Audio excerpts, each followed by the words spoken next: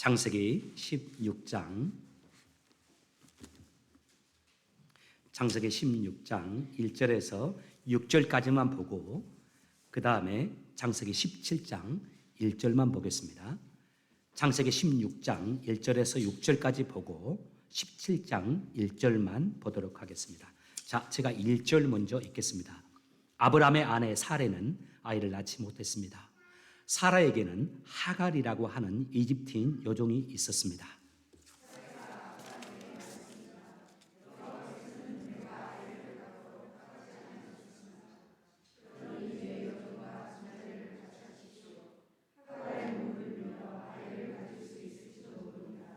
아브라함은 사레가 말한 대로 했습니다. 그때는 아브라함이 가나안에서 산 지 10년이 지난 해였습니다. 사레가 이집트인 몸종 하갈을 자기 남편 아브라함에게 주었습니다. 아브라함이 하갈과 잠자리를 같이 하자 하갈에게 아기가 생겼습니다. 하갈은 자신이 임신한 것을 알고는 자기 여주인 사레를 깔보았습니다.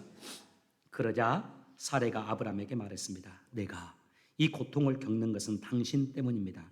나는 내 여종을 당신에게 주었습니다. 그런데 그 여자가 임신을 하더니 나를 깔보기 시작했습니다. 당신과 나 사이에 누가 옳은지 여호와께서 판단해 주기를 바랍니다. 아브라함이 사라에게 말했습니다. 하갈은 당신의 종이니 하갈에 대해서는 당신 마음대로 하시오.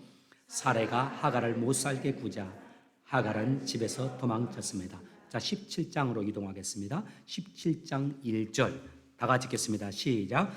아브라함이 99살이 되었을 때 여호와께서 아브라함에게 나타나셔서 말씀하셨습니다. 나는 전능한 하나님이다. 내 말에 복종하며 올바르게 살아라. 아멘. 예, 자리에 앉으시기 바랍니다. 여러분, 오늘 질문하면서 말씀 시작하고 싶습니다. 여러분, 어떤 소망 가지고 살고 계세요?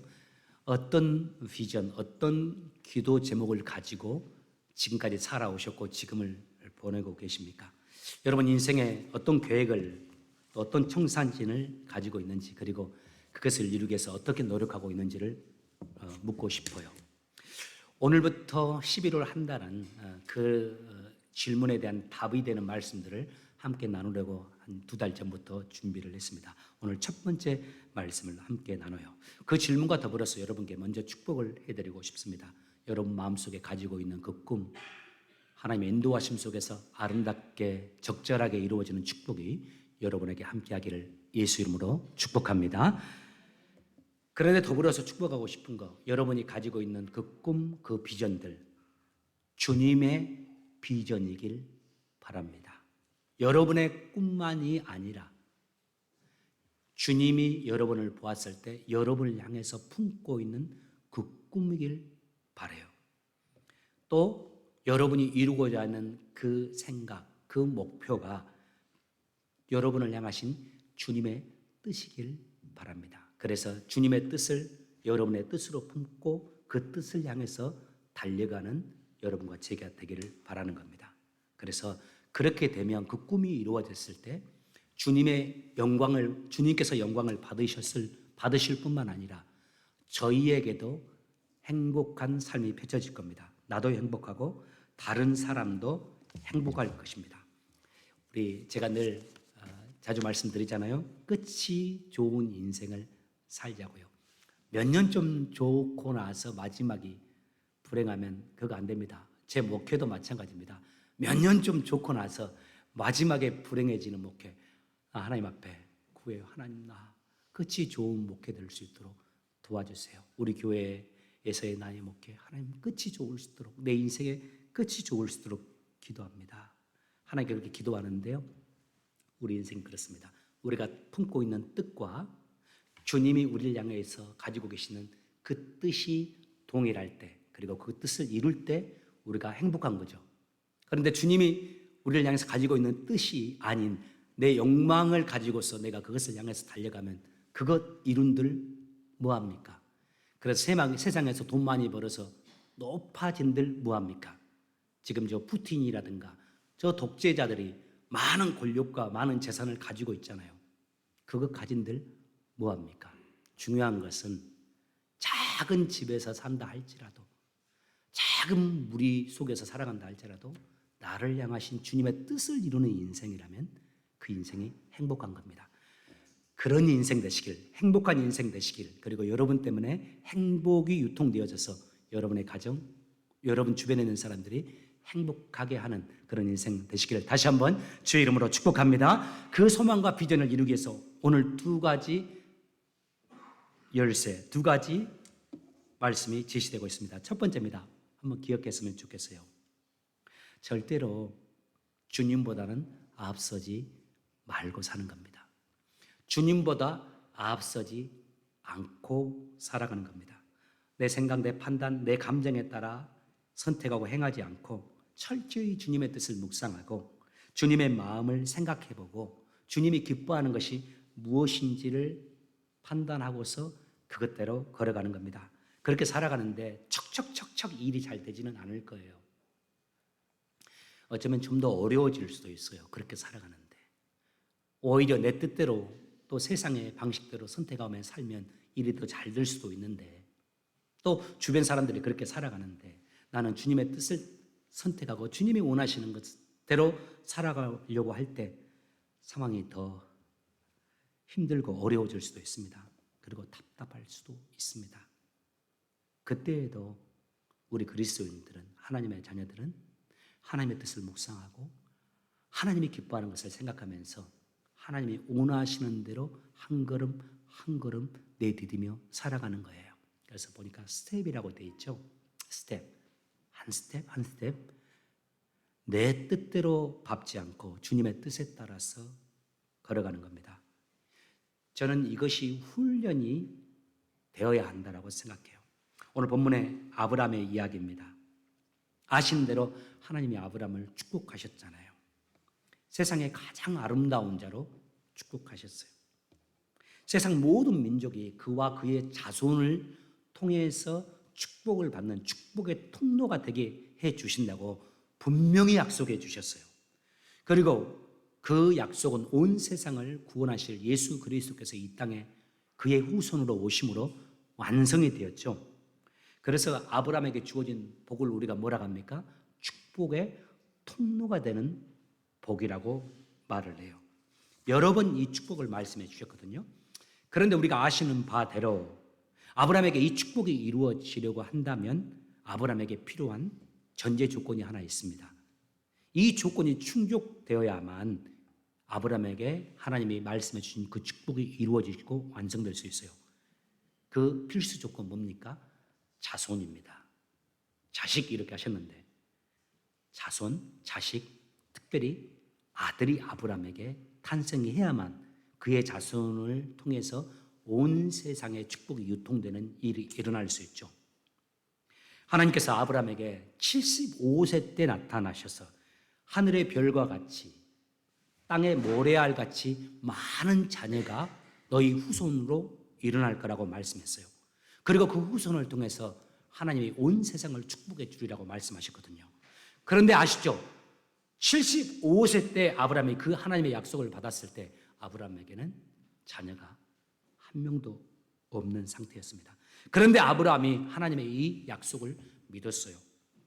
그리고 아브라함이 진짜 하나님이 그렇게 이루어 주시기를 믿고 소망했습니다.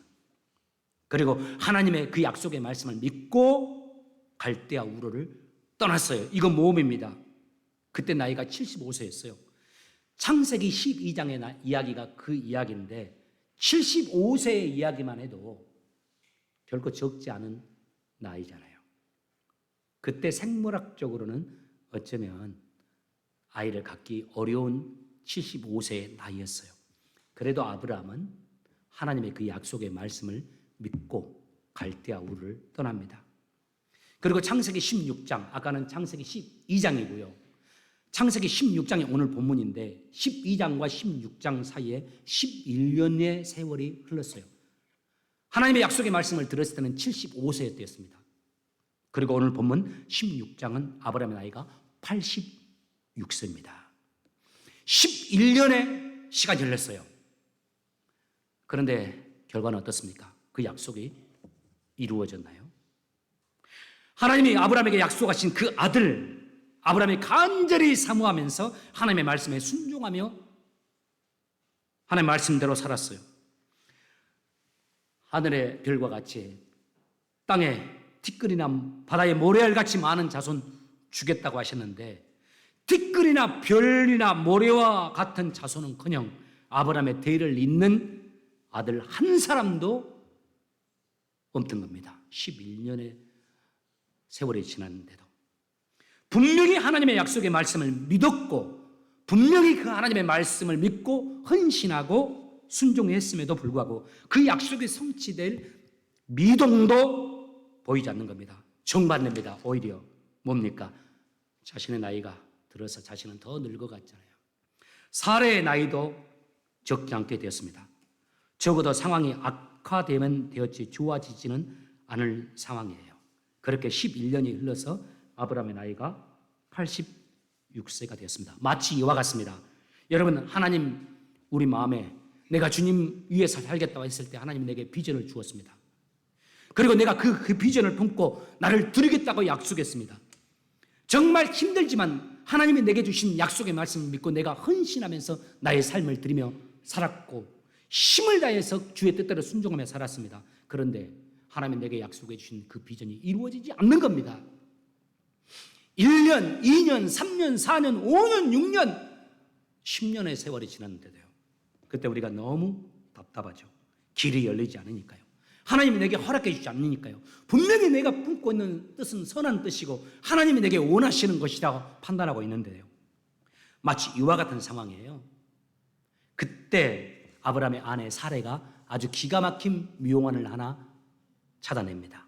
16장 2절에 그 사레가 아브라함에게 제안한 묘안이 기록되어 있습니다. 우리 한번 읽겠습니다. 16장 2절 시작. 사레가 아브라함에게 이르되 여호와께서 내 출산을 허락하지 아니하셨으니 원하건대 내 여종에게 들어가라.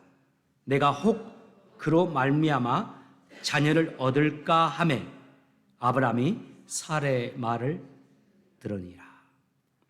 아이가 안 생기니까 사레가 자기 몸종, 자기 여종 하갈을 통해서 아이를 얻어야 되겠다라고 생각해요. 하나님이 내게 분명히 약속해 주셨는데 아이가 안 생기잖아요. 그러면 이렇게 하갈을 통해서 아이를 얻는 것도 괜찮겠구나 해서 자기 몸종인 하갈을 자기 남편과 함께 자게 만듭니다. 남편에게 여보, 하갈과 좀 잠을 자서 아이를 가졌으면 좋겠어. 그렇게 해주세요. 아브라함이 절대 안 돼라고 했으면 좋겠는데 성경에는 그런 구절은 없네요. 그럴까 하고 그렇게 했어요. 남편 아브라함과 하갈이 이제 동침을 했습니다. 자기 와이프와 관계에서 아이가 없을 경우 와이프에게 있었던 노예나 종을 통해서 아이를 얻는 문화가 당시 있었고 그것이 합법적이었습니다. 자기 여종과 자기 사이에서 태어난 아들은 자기의 아들과 동일한 권리를 가졌어요. 당시에 동일한 권리를 인정받고 행사했습니다. 당시에 그래서 적지 않은 사람이 그렇게 해서 자녀들을 취하고 있는 상황이었습니다. 세상의 법으로는 아무런 문제가 없는 거였어요. 자, 그 결과가 나옵니다. 4절입니다. 아브라함이 하갈과 잠자리를 같이 하자 하갈에게 아이가 생겼습니다. 하갈은 자신이 임신한 것을 알고는 자기 여주인 사레를 깔보았습니다. 사레의 소원대로 아이가 임신했어요. 아마 너무 행복했을 거예요. 처음에는 감사 기도를 드리고 감사 헌금을 드렸을 겁니다. 그런데 예상 밖의 일이 발생했어요. 이 일로 인해서 평안했던 가정에, 평안했던 그 집에 불행이 시작됩니다. 임신한 하갈이 사레를 무시하고 깔보기 시작해요. 여성들은 무서운 것 같아요. 고마워해야 되는데 깔봐버려요. 하갈만 그런 게 아니에요. 하갈이 사레를 깔보니까 사라가 어떻게 합니까? 자기 남편한테 가서 남편을 비난합니다. 당신 때문이라고. 이 일은 누구 때문입니까? 사실은 하갈이 자기 스스로 자기가 함정을 판 겁니다. 자기가 하갈과 자기 남편 아브라함이 같이 자라고 했잖아요. 남편은 순종한 죄밖에 없어요.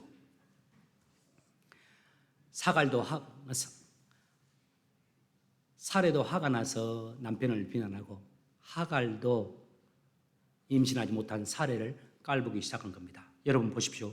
지금 4절까지 보면요. 하갈이 아직 아이를 낳은 것도 아닙니다. 심지어 그 뱃속에 있는 아이가 아들인지 딸인지도 몰라요. 이 아들이 나와야지 이제 진짜 이 힘이 있는데 아직 아이를 낳은 것도 아니고 뱃속에 있는 아이가 딸인지 아들인지도 모르는 상황에서 하갈이 사례를 깔봅니다. 여러분 이 일의 결과 어떻게 되는지 아실 겁니다. 이스마엘이 탄생하죠. 그런데 이 이스마엘과 그 어머니 하갈이 아브람과 사라 사이에서 두고두고 근심거리가 돼요. 그리고 이 이스마엘과 이삭이 두고두고 경쟁 구도를 이룹니다. 가정이 끊임없는 불화를 겪게 돼요. 암투가 벌어집니다. 그리고 여러분 다 요즘에 보고 계시죠? 그 모습이 오늘날까지 지속되고 있어요. 저 중동의 갈등의 씨앗이 바로 이스마엘의 후손과 이삭의 후손이 그 이후로 천천지 원수처럼 지내면서 이런 일들이 발생하고 있는 거 보실 겁니다. 이 일의 결과가 이렇게 어려움이 되어버렸어요. 오늘날 중동에서 일어나고 있는 전쟁도 이 사라의 이 실수에서 기인된 것이라 할 수도 있습니다. 여기서 얻을 우리들의 교훈입니다. 하나님의 자녀들이 인간적인 판단으로 어떤 일을 진행하면 그것이 우리 신앙의 자충수가 될 수 있다라는 사실이에요. 내 짧은 머리의 생각으로 결정한 행동이 결국에 가서 보면 일이 더 꼬이고 나를 초라하게 만들고 나를 힘들고 불리하게 만드는 그런 결과에 이를 수 있다는 겁니다. 그런데 여러분 신기하게도요. 내 생각대로 내 아이디어대로 내 계산대로 어떤 일을 행했을 때는 대체적으로는 처음에는 좋아요. 몇 달, 몇 년은 행복할 수 있어요. 아이 임신한 거 보고서 그렇게 행복해 하잖아요. 그래서 처음에는 그 결과를 보고서 하나님 감사해요 라고 고백할 수도 있어요. 심지어는 잘못된 길을 가면서도 이거 하나님의 뜻이야. 아 좋다고 그렇게 말할 수도 있어요. 마치 아브람과 사레가 기다리던 아들 이스마엘이 임신하면서 그 결과를 보고서 처음에 기뻐했던 것 같아요. 근데 아직 모르고 있는 거죠. 지금 얼마나 자신이 어리석은 자충수를 두고 있는지 멀지 않아서 그 자충수가 부메랑이 되어서 자기에게 돌아올 수 있다는 사실을 모르고 즐거워하고 있는 거죠. 여러분 기억하시길 바랍니다. 결코 하나님보다 앞서지 않길 바랍니다. 하나님께서 하라 하시면 그때 하셔도 듣지 않습니다. 하나님께서 앞서 가시면서 길을 여실 때 그때 하나님이 길을 여시는구나 라고 하면서 그 뒤를 따라가는 것 그래도 늦지 않아요. 더불어서 우리에게 깨어있는 영성이 필요합니다. 하나님이 지금 내게 스텝을 밟으라는 건지 잠깐 머물러 있으라는 건지를 분별할 수 있는 분별력이 있기 위해서 우리가 깨어 있어야 돼요. 그래서 또 기도해야 하죠. 왜냐하면 내 영혼이 언제나 깨어 있을 때 하나님이 내게 원하시는 것을 분별할 수 있으니까요. 그리고 더 정말 중요한 것 하나님이 내게 원하시는 것이 어떤 것인지를 알면 주님의 뜻에 순종하며 살아가는 겁니다. 저는 이것이 우리의 삶의 원칙이 되어지고 우리의 삶의 철학이 되었으면 합니다. 두 번째, 우리를 향하신 하나님의 뜻을 이루는 인생 되기 위해서 한 가지 더 하나님의 전능하심을 믿으며 사는 겁니다. 하나님을 믿되 나의 하나님은 전능하신 하나님이라는 것을 진심으로 내 심령 깊숙이 믿고 내 일상을 살아가는 겁니다. 특별히 그분을 믿고 따라가되 내 뜻대로 좀 안 될 때, 내 소망대로 잘 안 풀릴 때, 그리고 그래서 답답할 때, 그때에도 철저하게 나의 하나님은 전능한 분이다 라고 믿고 고백하며 나아가는 겁니다. 성경의 기록으로 볼 때 16장 이후에 적어도 13년 동안, 16장과 17장 사이에 13년의 공백이 있어요. 16장의 사건과 17장의 사건 사이에 13년의 공백이 있어요. 13년 동안 어떤 일이 일어났는지는 성경에 나오진 않아요. 13년이 지난 다음에 16장 다음에 17장에 이르렀을 때 13년의 세월이 흐르는데 13년 동안 아브라함의 가정은 정말로 힘들었을 거예요. 가정이 뒤틀어지고 학대가 있고 깨어지는 아픔을 경험했을 겁니다. 아마 13년 세월 동안 아브라함은 자신의 어리석은 결정, 자신의 지혜, 자신의 꾀가 어떤 결과를 가져오는지 아주 뼈저리게 느꼈을 거예요. 그러다가 이제 13년이 지나서 그의 나이가 몇 살입니까? 99살이 되었습니다. 그때 17장 1절이 아브라함이 99세가 되었는데 그때 하나님께서 그에게 나타나서 이렇게 말씀하는 겁니다. 17장 1절입니다. 혹시 제가 준비를 안 했는데 17장 1절 다 같이 한번 보았으면 합니다. 17장 1절입니다. 같이 읽겠습니다. 시작. 아브라함이 99살이 되었을 때 여호와께서 아브라함에게 나타나셔서 말씀하셨습니다. 나는 전능한 하나님이다. 내 말에 복종하며 올바르게 살아라.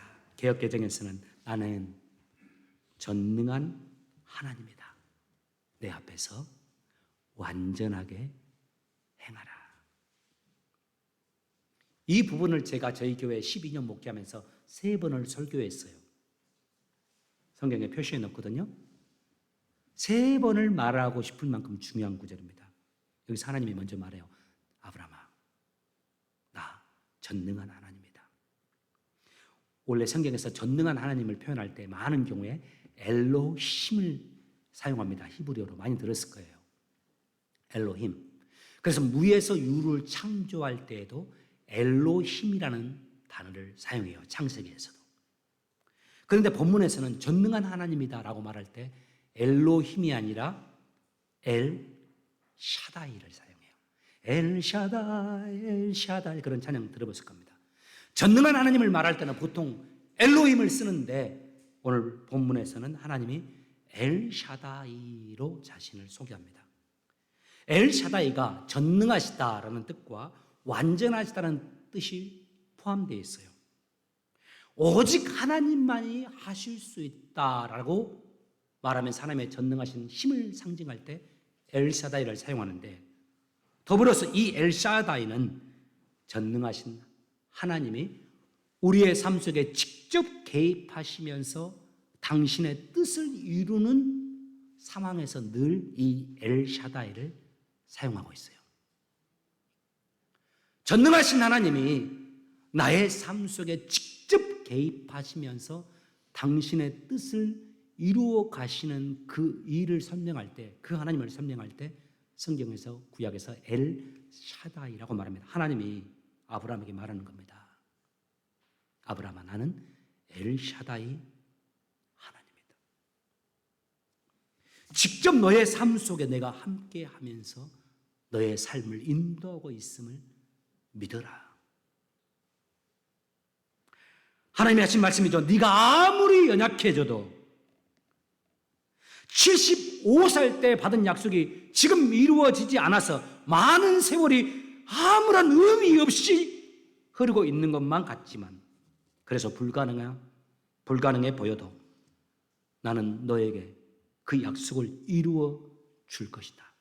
아브라함은 너는 이 사실을 믿으라고 말씀하는 겁니다. 그리고 믿고 이렇게 살라고 말해요. 너는 내 앞에서 완전해라. 전능한 나를 믿고 나를 따라오되 대신 한 가지, 내 앞에서 완전하게 행해라. 완전하게 행해라 할 때 이 완전히 히브리어로 타임이라는 단어입니다. 우리 타임 할 때하고 비슷해요. 이 타임이라는 단어, 의인이라고 노아를 칭했지 않습니까? 모두가 타락했을 때 하나님 앞에 신실하게 의로운 모습으로 살아갔던 노아를 설명했던 그 단어가 타임이라는 단어예요.